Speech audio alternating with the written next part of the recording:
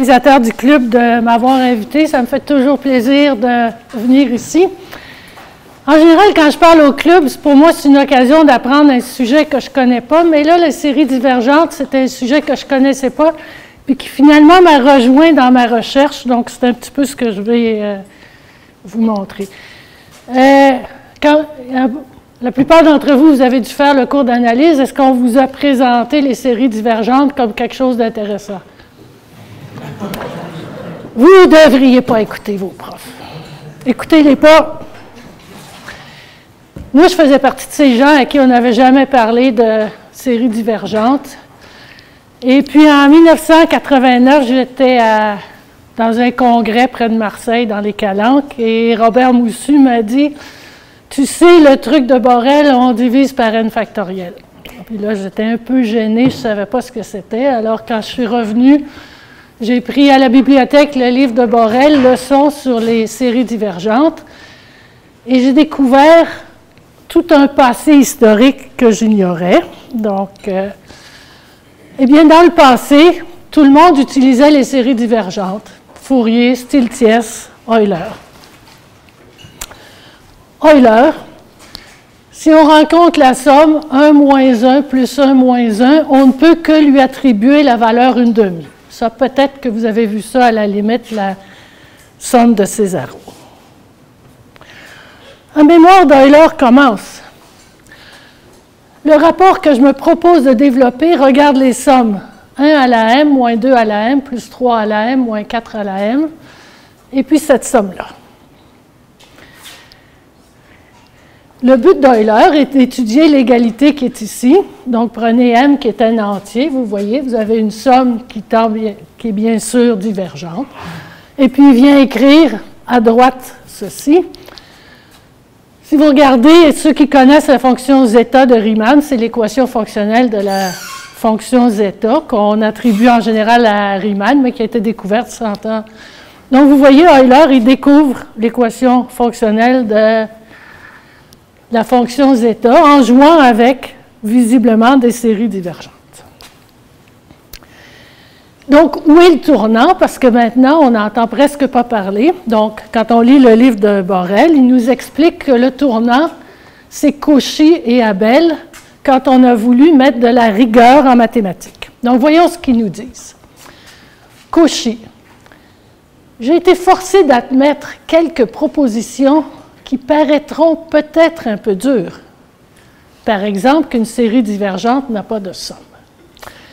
Pour Cauchy, c'était dur d'admettre qu'une série divergente n'a pas de somme. Je ne suis pas sûre qu'il y a beaucoup de vos profs qui vont dire « Oh, c'est un peu dur pour moi de dire qu'une série divergente n'a pas de somme. » Et en fait, Cauchy a fait une exception avec la série divergente de Stirling, dont il a justifié rigoureusement l'utilisation. Alors, l'argument qu'a fait Cauchy, je vais vous le montrer sur une autre série. Le deuxième, Abel. Les séries divergentes sont en général quelque chose de bien fatal, et c'est une honte qu'on n'ose y fonder aucune démonstration. On peut démontrer tout ce qu'on veut en les employant, et ce sont elles qui ont fait tant de malheurs et qui ont enfanté tant de paradoxes. Vous savez que même dans les séries convergentes, si elles ne sont pas absolument convergentes, puis si vous réarrangez les termes, vous pouvez la faire converger vers n'importe quoi. Donc, ce n'est pas surprenant qu'avec des séries divergentes. Il y a des petits points, on va revenir, parce que c'est ça, je vous ai dit, c'est Abel, on va revenir plus tard sur la fin de la citation d'Abel. Poincaré maintenant, donc la fin du 19e siècle. Il y a entre les géomètres et les astronomes, donc les géomètres, c'est nous les mathématiciens, une sorte de malentendu au sujet de la signification du mot convergence. Les géomètres, préoccupés de la parfaite rigueur et souvent trop indifférents à la longueur de calcul inextricable dont ils conçoivent la possibilité sans songer à les entreprendre explicitement, disent qu'une série est convergente quand la somme des termes tend vers une limite déterminée, quand même les premiers termes diminueraient très lentement. Donc, voici la description que fait Poincaré des mathématiciens. Les astronomes, au contraire, ont coutume de dire qu'une série converge quand les 20 premiers termes, par exemple, diminuent très rapidement, quand même les termes suivants devraient tendre vers l'infini. Donc, même si le terme général tend vers l'infini, si les 20 premiers termes diminuent rapidement, on va dire que la série est convergente au sens des astronomes. Ainsi, pour prendre un exemple simple, considérons les deux séries qui ont pour terme général 1000 à la n divisé par n factoriel et n factoriel divisé par 1000 à la n. Donc ça tend vers l'infini, le terme général. Les géomètres diront que la première série converge et même qu'elle converge rapidement. Mais ils regarderont la seconde comme divergente. Les astronomes, au contraire, regarderont la première comme divergente et la seconde comme convergente. Et maintenant, la conclusion de Poincaré. Les deux règles sont légitimes, la première dans les recherches théoriques, la seconde dans les applications numériques. Une des choses qui est frappante quand on lit le livre d'Émile Borel, parce que je vous ai parlé d'Abel qui parle de tous les paradoxes, Émile Borel, il dit que c'est un outil pour résoudre des vrais problèmes mathématiques. Si on essaye de faire des petits trucs pour trouver des paradoxes, on va en trouver. Si on veut résoudre des vrais problèmes mathématiques, oui, ça peut marcher. Donc, Émile Borel, qui a fait la théorie des séries divergentes, qui est souvent appliquée en équations différentielles, eh bien, une technique pour construire la somme d'une série doit être adaptée à la solution d'un problème mathématique. On ne doit pas avoir une technique au hasard, mais si on a un problème particulier, eh bien, on peut avoir une technique qui fonctionne. Si on pense à une équation différentielle, eh bien, si on a une série divergente qui est une solution terme à terme de l'équation différentielle, eh bien, si on veut définir une somme de la série, on voudrait que la fonction qui est la somme, eh bien, ce soit une solution de l'équation différentielle. Donc ça, c'est vraiment résoudre un vrai problème mathématique. Alors, l'exemple qu'on va suivre la conférence, c'est l'équation différentielle d'Euler. Vous voyez que c'est une équation linéaire, x carré y' plus y moins x égale à 0. Sauf que si vous vouliez tirer le y', bien, vous allez avoir un 1 sur x carré au dénominateur, donc c'est pour ça que la série est un peu... C'est une équation différentielle qui n'a pas une solution très régulière. Si je prends une série, donc la somme de n égale à 0 à l'infini de an x à la n plus 1, j'ai pris une série qui s'annule à l'origine. Je remplace, je dérive deux fois, je remplace en haut et puis je regarde terme à terme. Je veux que les termes linéaires soient nuls, donc ça va me donner que A0 égale à 1. Je veux que les termes de degré 2, degré 3, etc. soient nuls quand je regroupe tous les termes du même côté. Donc, ça me donne une définition par récurrence que le AN, c'est moins n, A à la n moins 1. Donc, si je regarde cette série-là, eh bien, si je la dérive une fois et que je remplace là-dedans, et puis je fais la somme des séries, purement formellement, c'est une solution. Vous regardez que le terme général, donc, c'est, le coefficient, c'est moins 1 à la n factoriel. Si vous prenez n'importe quelle valeur de x positif, eh bien, ceci, le terme général tend vers l'infini, donc c'est une série qui est divergente. Alors, la vision de Borel, donc ici, tout le monde n'a pas fait nécessairement le cours d'analyse complexe, mais vous avez peut-être déjà vu la série 1 sur 1 plus x carré. Eh bien, ça, on peut l'écrire comme une série. Et puis, ce qui est important, c'est que si vous la regardez dans les réels, la série va être convergente seulement pour x entre moins 1 et 1. Donc, même si j'ai une fonction qui est tout à fait régulière sur tout l'axe réel, le domaine de convergence de la série, c'est seulement un intervalle. Pourquoi est-ce que c'est seulement un intervalle? Eh bien, c'est parce que si ma série est convergente ici, dans le fond absolument convergente, elle va également être convergente pour les nombres complexes z, dont le module va être égal jusqu'à 1.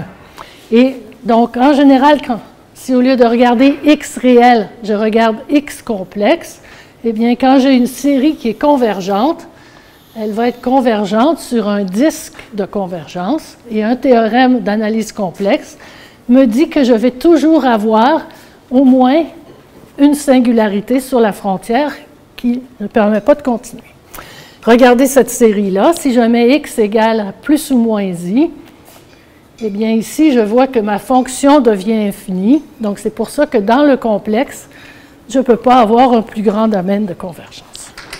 Donc, c'est ça qui nous importe. Dans le complexe, si j'ai une série convergente, j'ai toujours au moins une singularité sur le... Pardon, pas sur le disque, comme c'est écrit sur le cercle de convergence. Ça veut dire que je peux prolonger la fonction si je contourne les singularités. Je peux la prolonger comme ça, je peux la prolonger ici, je ne peux pas la définir ici. Et puis, quelquefois, je peux la prolonger en tournant autour de la singularité. Et ça pourrait arriver quand je tourne autour de la singularité. Si j'ai la fonction log de 1 moins x, si je tourne autour de x égale à 1, je ne vais pas obtenir la même valeur. Pour ceux qui n'ont pas fait d'analyse complexe, bon, si je prends le log de z, donc ce serait le log de r, e, i, θ, et si j'applique les règles des logs, c'est le log de r plus i fois θ. Ça veut dire quoi? Ça veut dire que si je tourne autour de l'origine, je pars à θ égale à 0, je tourne autour de l'origine, je reviens à θ égale à 2π, je ne reviens pas sur la même valeur du log. Donc, c'est ça qui est... On peut tourner autour des singularités et on n'obtient pas la même valeur. Donc, ça, c'est pour les séries convergentes. Alors, pour Borel, eh bien, une série divergente, c'est une série convergente, mais mon rayon de convergence, il est égal à 0. Et alors, on va pouvoir lui calculer une somme. Donc, j'ai ma série, j'ai un rayon de convergence égal à 0. Qu'est-ce que je pourrais faire? Je pourrais regarder ça comme un ballon.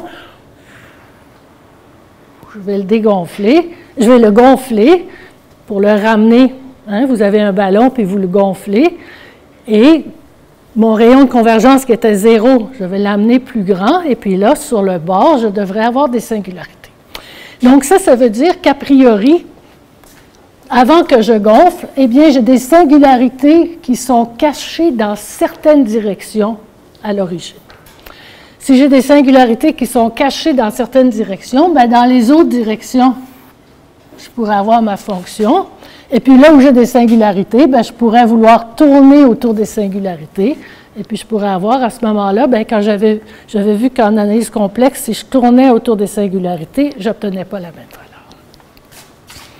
J'ai fait un peu d'analyse complexe, mais pour ceux qui n'en ont pas fait, je ne vais pas en faire toute la conférence, je vais revenir à des choses.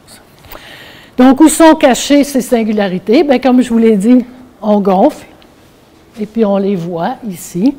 Et alors maintenant, eh bien, on va vouloir continuer. On a une série qui est divergente, on voudrait lui calculer une somme, donc quelques règles de base. On va prendre certaines des règles de base des séries convergentes. Donc, on veut, si on calcule la somme d'une série divergente, on veut que notre méthode, pour une série convergente, elle nous donne la somme qu'on connaît.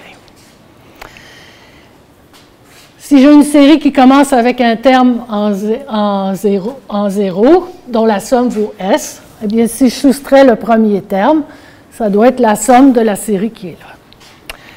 Maintenant, si j'ai deux séries convergentes, puis que je fais une combinaison linéaire des termes, la somme, ça devrait être la combinaison linéaire des sommes. Et puis la règle du produit, donc il faut que mes séries soient absolument sommables. Eh bien, le produit va être absolument sommable, et puis on a la règle de la somme. Donc, pour les séries divergentes, on va vouloir ces règles-là qui soient encore valides. J'ai deux transparents où je vous fais un peu de calcul. J'en ai un, puis j'en aurai un peu plus tard. Donc, je prends ma série et je vais vouloir l'appliquer à l'équation différentielle d'Euler. Donc, je prends une série de puissances. Somme de an x à la n plus 1. Le truc de Borel, on divise par n factoriel. Donc, qu'est-ce qu'on fait? On multiplie et on divise par n factoriel. N factoriel, vous avez peut-être vu dans le cours de probabilité que c'est la fonction gamma n plus 1. Donc, ça s'écrit comme l'intégrale de 0 à l'infini de y à la n, e à la moins y dy. Si vous intégrez ça par partie n fois, vous allez vous retrouver avec n factoriel. Maintenant, j'ai une somme et une intégrale. Je les échange. Le e à la moins y, il est indépendant de n. Et maintenant, ici, j'ai les termes qui dépendent de n. Et dans les termes qui dépendent de n, ben j'ai un x à la n, y à la n que je regroupe. Et puis, j'ai un x dy. Donc, je vais faire le changement de variable zeta qui est xy. Mon x dy, ça va me faire d zeta. Et ici, somme de an, zeta à la n sur n factoriel. Si j'ai une série qui est convergente, eh bien, je peux écrire sa somme sous cette forme-là. Eh bien, je vais dire qu'une série est sommable au sens de Borel si ce nombre-là existe, et je vais l'appeler la somme de la série. Donc, ça suggère de prendre ceci comme une définition de la somme quand l'expression est définie. Et vous voyez que la manière dont je vous les ai présentés, je vous ai montré que la somme que je définis, c'est la somme habituelle pour une série de puissances. Peut-être je vais sauter celui-là pour le moment. Donc, la présentation moderne du processus de sommation de Borel, ce n'est pas du tout comme vous allez le lire dans le livre de Borel si vous regardez. Qu'est-ce qu'on va faire? On va procéder en 3 étapes. Si vous regardez ce que j'avais ici. Ici, j'ai divisé n factoriel. Et j'ai divisé par n factoriel. J'avais une série qui était divergente ici. Si je divise par n factoriel, c'est possible que je la rende convergente. Donc, si je la rends convergente, là, je vais avoir un disque de convergence. C'est ce que je vais avoir fait quand j'ai gonflé dans mon ballon pour me ramener à un disque de convergence qui est un rayon de convergence non nul. Donc, ma première étape. Ensuite, peut-être ici. Vous voyez qu'ici, je vais faire une intégrale sur une demi-droite qui s'en va jusqu'à l'infini. Donc, j'ai construit une série convergente à partir de ma série divergente. Il va falloir que je l'étende jusqu'à l'infini. Et puis ensuite, je vais prendre une intégrale, donc les 3 étapes.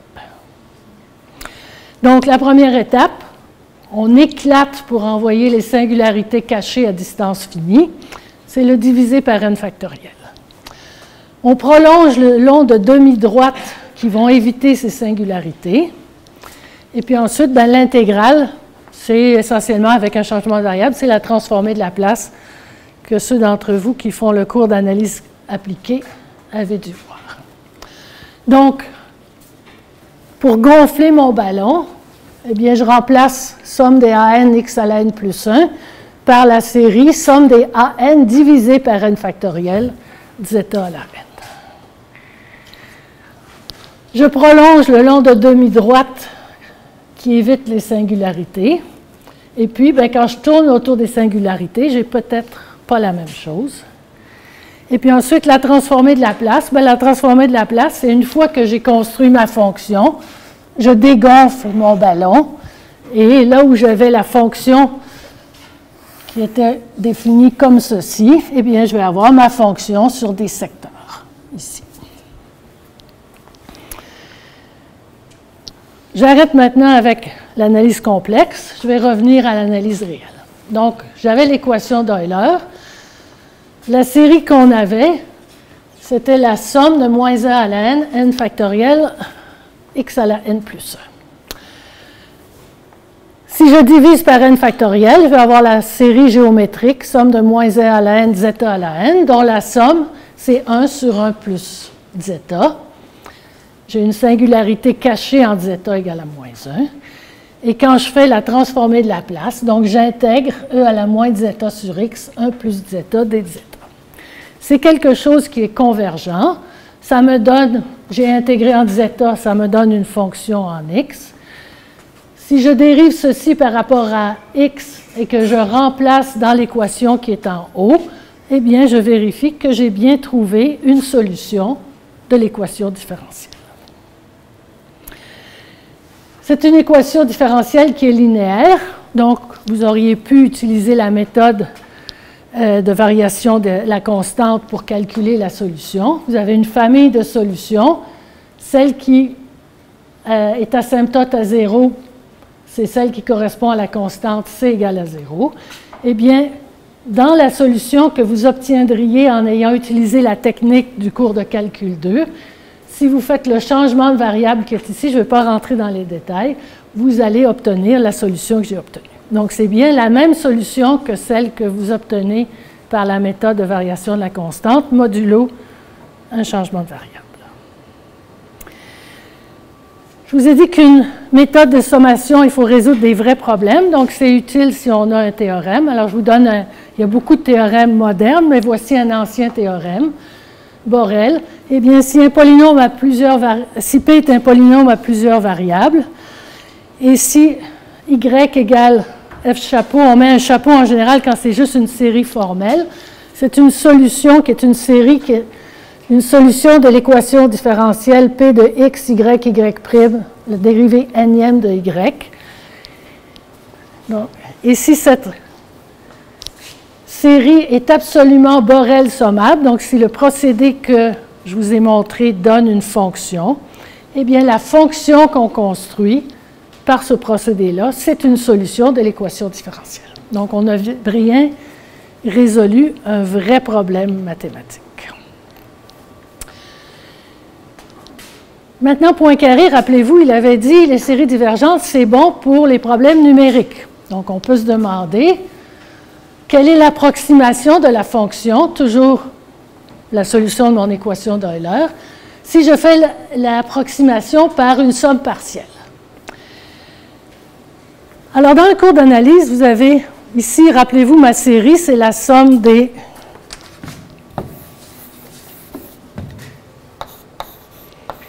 moins 1 à la n factoriel, x à la n plus 1. Donc, c'est une série à termes alternés.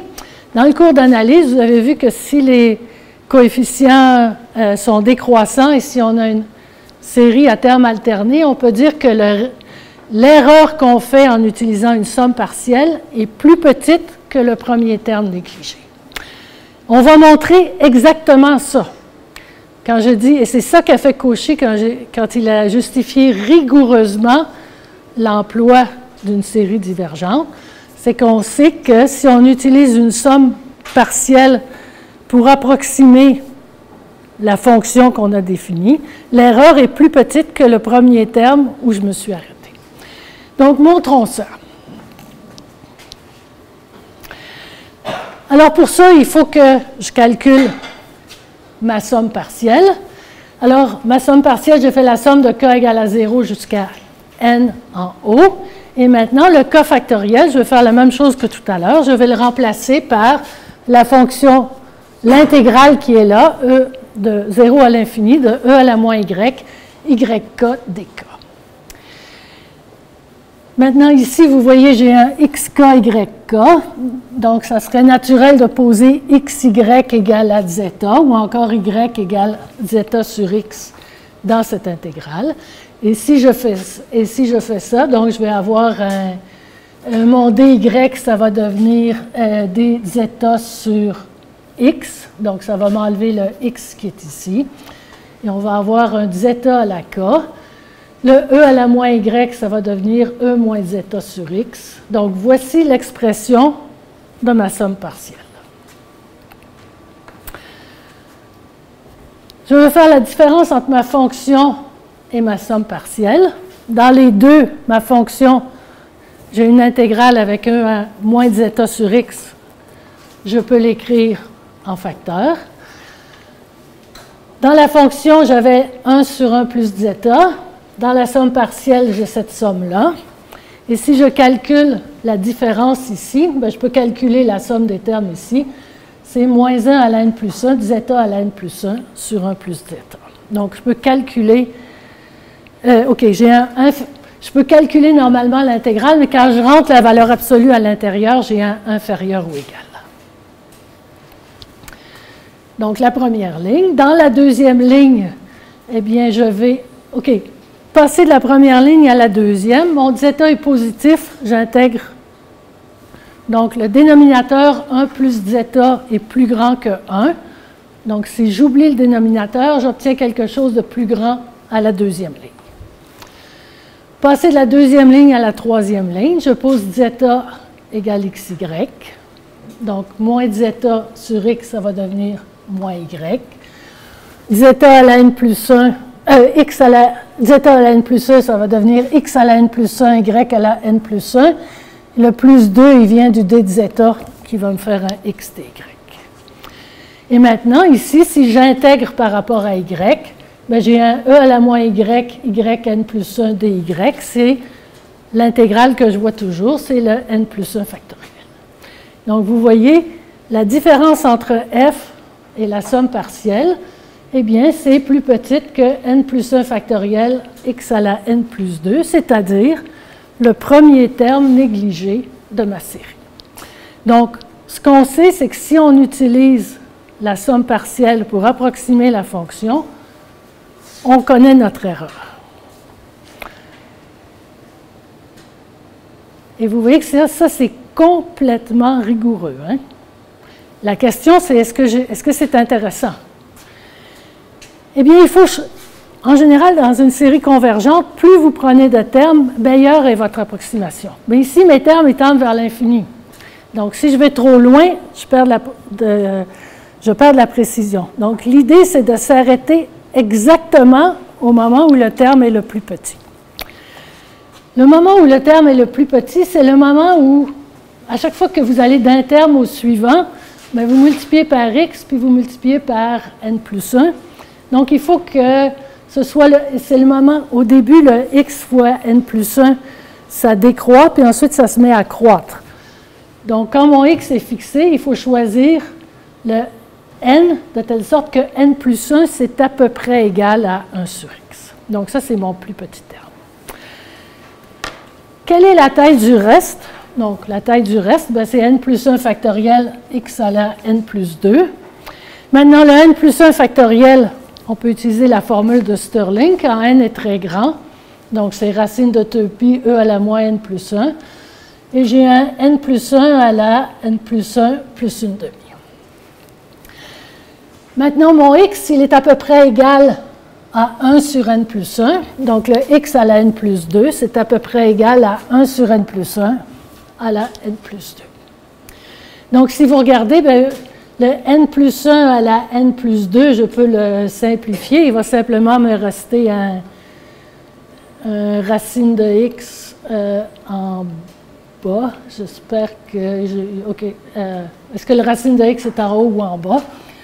Ce n'est pas très important. Et puis, si vous regardez, le e à la moins n plus 1, c'est de l'ordre de e à la moins 1 sur x. Donc, le reste, bon, j'espère que je n'ai pas fait d'erreur avec les racines de x, mais c'est quelque chose ici. C'est quelque chose de l'ordre de e à la moins 1 sur x. E à la moins 1 sur x, si vous avez vu cette fonction-là en analyse 2 peut-être, c'est une des fonctions qui s'approche de l'origine. Elle se colle sur l'axe. C'est ce qu'on peut imaginer de plus petit. C'est plus petit que n'importe quelle puissance. L'approximation est exponentiellement précise. Donc, pour quelqu'un qui veut faire un calcul numérique, c'est vraiment quelque chose d'une précision exceptionnelle. Alors, je vous rappelle la citation de Poincaré. Poincaré aurait dit de cette série qu'elle était convergente au sens des astronomes. Donc, je relis.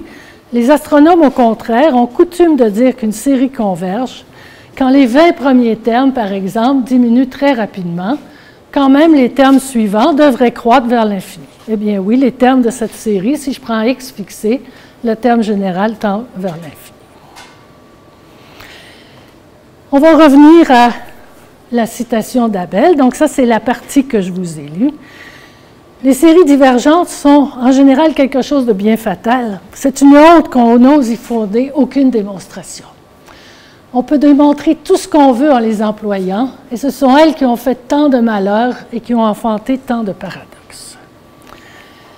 Je laisse la partie du milieu pour le moment.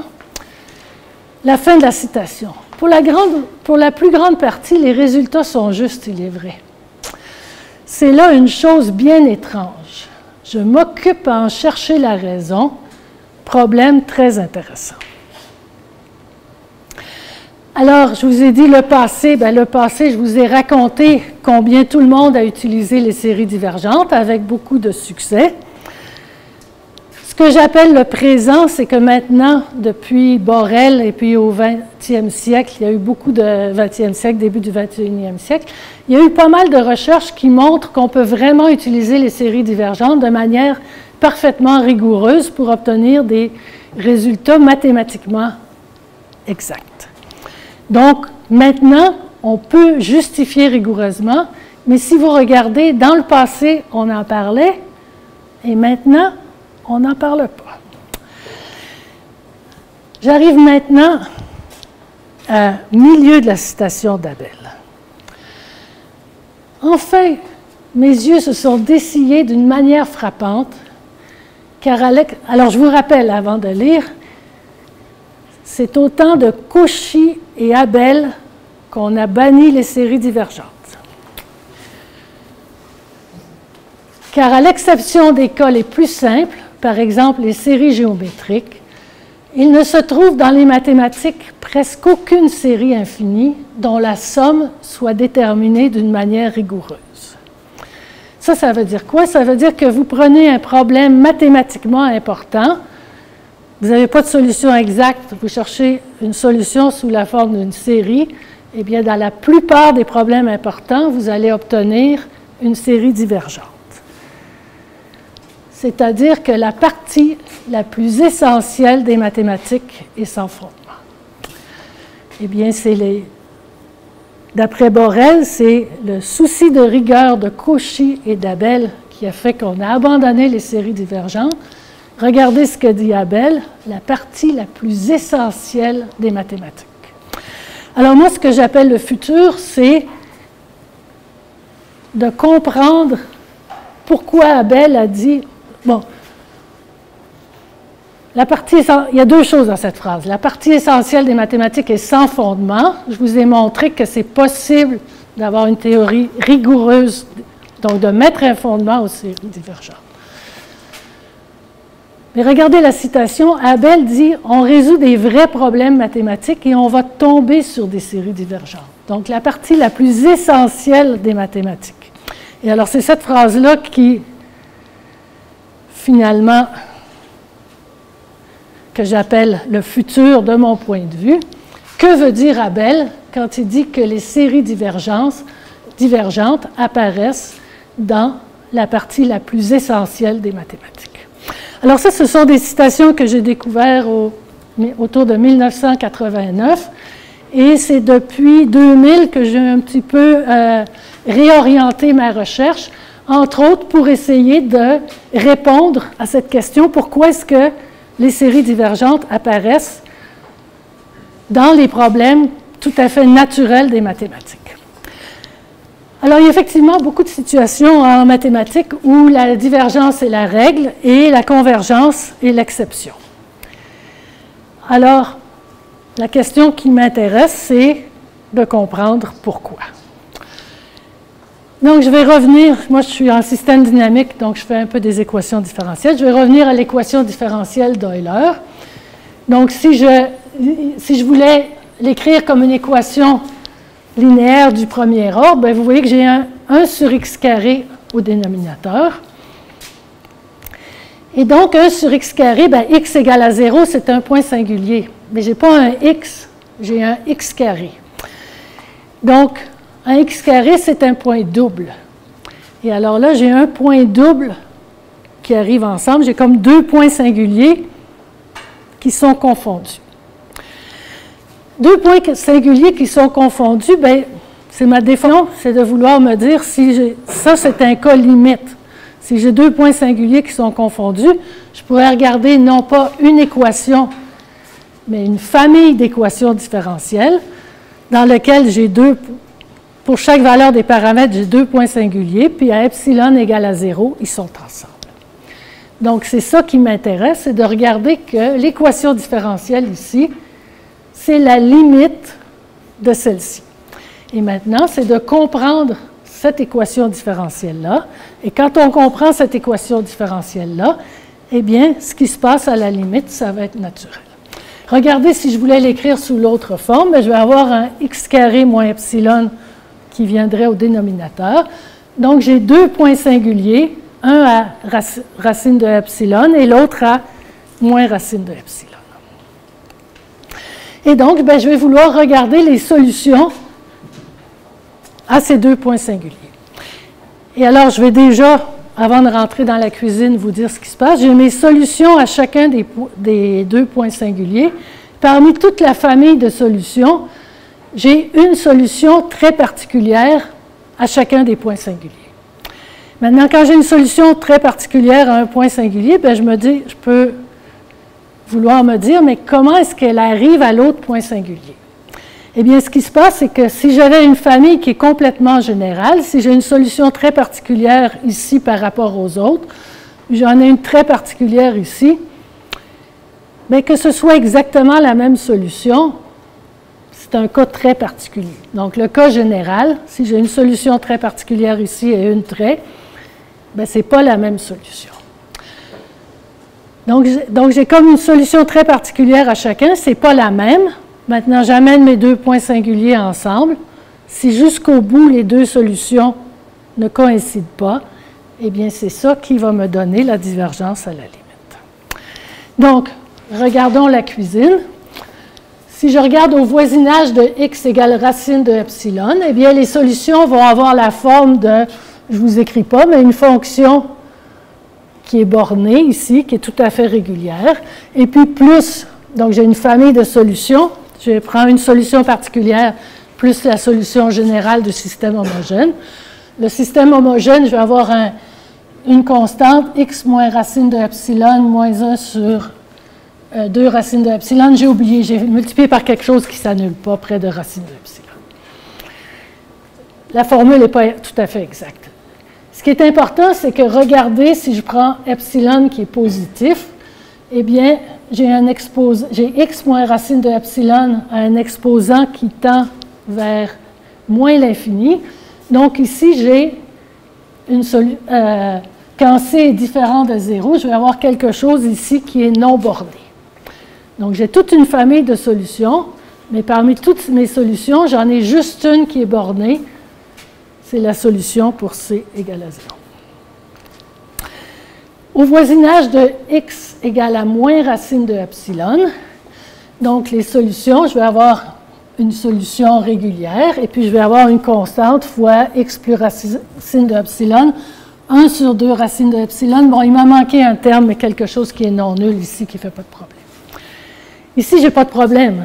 Ça, c'est borné, mais mon exposant 1 sur 2 racine de epsilon, ce n'est pas nécessairement un entier. Alors, si je prends un nombre complexe z et que je le mets à une puissance alpha qui n'est pas un entier, donc ça va être R alpha, E à la I, θ alpha. Alors, E à la I θ, donc vous le connaissez, c'est cos θ plus 6 sin θ. Si je fais un tour de 2π, je reviens à la même valeur. Mais si j'ai E à la I θ alpha, si mon alpha était quelque chose qui n'est pas un entier, eh bien, quand j'ai fait le tour de ma singularité, mon E à la I 2π alpha n'a pas la même valeur que E à la I 2π, que E à la I 0, qui va être égal à 1. Donc, ça veut dire que la fonction z à la alpha, comme fonction complexe, si je tourne autour de z égale à 0, eh bien, j'obtiens des valeurs différentes. Donc ici, toutes les solutions ici, si 1 sur 2 racine de epsilon n'est pas un entier, ce sont toutes des solutions qui, quand je tourne autour de la fonction, j'obtiens des valeurs différentes. Ce n'est pas le cas de cette fonction-là, je n'ai pas écrit les détails. Donc, alors, on va dire que les solutions sont ramifiées. Donc, je n'ai qu'une seule solution qui est non ramifiée, c'est celle qui correspond à C' égale à 0. Donc, comme je vous l'ai dit, alors je vous ai montré, j'ai des solutions très, très particulières à chacun de mes 2 points singuliers. Le cas général, c'est que si je prolonge une de ces fonctions jusqu'à l'autre, ce ne soit pas la solution particulière, mais j'ai tellement de place. Donc, le cas général, c'est que ce soit une autre solution. Donc, c'est comme si j'ai 2 modèles très, très rigides à chacun de mes points singuliers.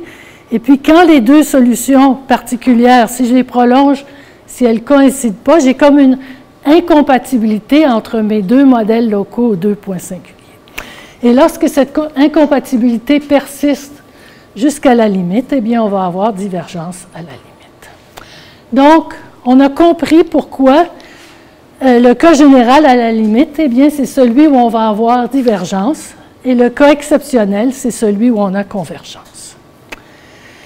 Donc, je vous ai montré ça sur l'équation d'Euler, mais le phénomène que je vous ai montré d'incompatibilité, eh bien, il est très, très général et il force l'existence de séries divergentes. Donc, depuis 2000, je m'intéresse à le découvrir et à le décrire.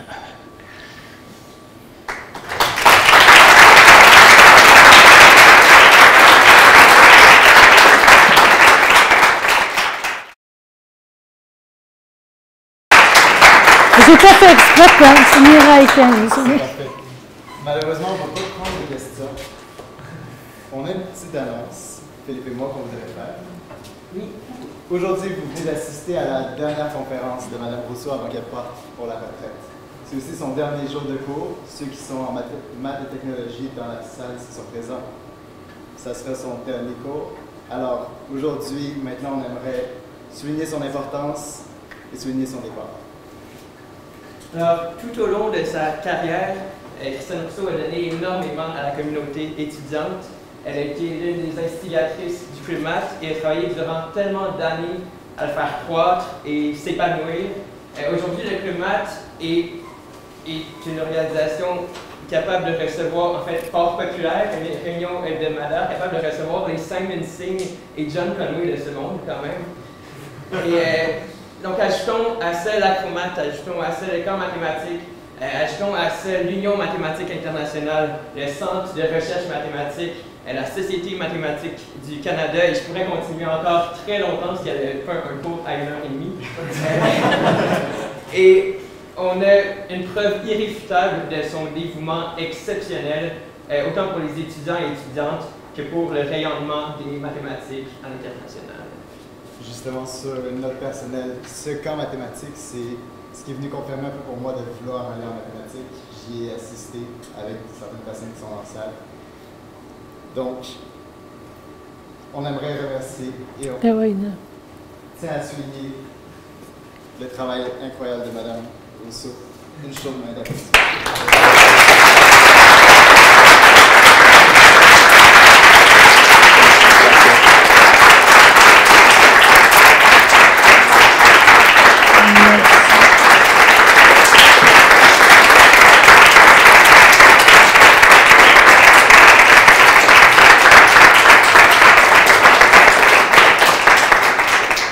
Je pense que ça a été une de mes plus grandes joies au département de travailler avec les étudiants. Puis le club ici, là, c'est comme, ça me fait tellement plaisir de voir tout ça. Je me rappelle quand j'étais directrice de département, on a commencé à avoir les coupures. Et puis au lieu de regarder qu'on se faisait couper le budget, je me suis mis à faire des projets avec les étudiants. Ben oui, des bourses d'échange, le programme coop, toutes sortes de choses. Et c'était tellement plus intéressant. J'ai bien l'intention de revenir vous voir et je n'ai pas fini d'avoir des projets. Je pilote pour l'Union mathématique internationale le projet que le 14 mars soit déclaré par l'UNESCO la Journée internationale des maths. Donc, c'est maintenant, ça a été adopté par le Conseil exécutif de l'UNESCO. c'est sur l'ordre du jour de la prochaine conférence générale de l'UNESCO. 14 mars 2020, moi je vais être à Paris, mais vous allez être ici puis vous allez fêter la Journée internationale des maths. Alors, j'espère que vous allez faire plein de choses intéressantes dans vos carrières. Je vous souhaite de très belles carrières et je veux revenir vous voir. Invitez-moi.